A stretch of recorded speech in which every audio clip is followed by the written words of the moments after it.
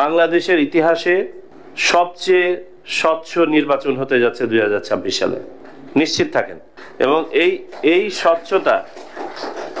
এই স্বচ্ছতার ব্যত্যয় যারা ঘটাবে তাদেরকে নির্বাচন কমিশন ন্যূনতম ছাড় দিবে না, এই ব্যাপারে নিশ্চিত থাকেন। নির্বাচন কমিশন স্বচ্ছ থাকবে, নির্বাচন কমিশনের চেনে যারা কাজ করবে তারা স্বচ্ছ থাকবে। সুতরাং আপনাদের কাজ করার প্রথম ক্ষেত্রটাই থাকবে অত্যন্ত স্বচ্ছ, এটা আপনাদের জন্য একটা হিউজ অ্যাডভান্টেজ। আর দ্বিতীয় অ্যাডভান্টেজ যেটা হচ্ছে, আমরা বিশ্বাস করি যে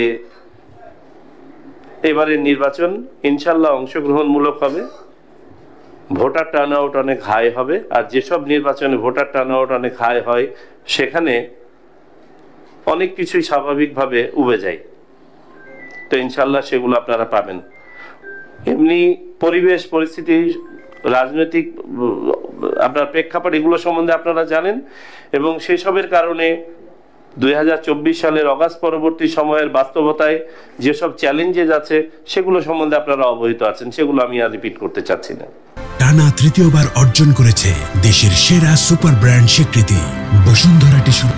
আমাদের প্রধান নির্বাচন কমিশনার মহোদয় যে জিনিসটা বলেছেন এটা হচ্ছে একদম বেসিক বেডরক, একদম মৌলিক ফাউন্ডেশন, যে কোনো অবস্থাতেই কোনো পার্টিজান বিহেভিয়ার, পক্ষপাতিত্বমূলক কোনো আচরণ করা যাবে না। এবং এই ধরনের অভিযোগ যদি আসে, আল্লাহ না করে, ব্যক্তি অবজারভারের চেয়ে ক্ষতিগ্রস্ত হবেন প্রতিষ্ঠান, বর্তমান নির্বাচনের জন্য, ভবিষ্যৎ নির্বাচনের জন্য। এটা সবাইকে খেয়াল রাখতে হবে যে কোনোভাবে আমরা মানুষ, আমাদের একটা সমর্থন থাকতে পারে, কিন্তু not in our professional dispensation. আমি যখন পেশাদার পর্যবেক্ষক হিসেবে কাজ করছি তখন আমাদের এটার প্রতিফলন ঘটানোর কোনো সুযোগ নাই। আমাদের শিডিউল ঘোষণার 10 দিনের মধ্যেই আপনাদের পর্যবেক্ষকের তালিকা কিন্তু সাবমিট করতে হবে, শিডিউল ঘোষণার 10 দিনের মধ্যেই। সুতরাং আপনাদেরকে এখন থেকে কাজ শুরু করতে হবে। আপনারা জানেন আমরা শিডিউলের ব্যাপারে অলরেডি ঘোষণা দিয়ে বলে রেখেছি যে ডিসেম্বরের প্রথম অর্ধেই আমাদের শিডিউল ঘোষণা হবে।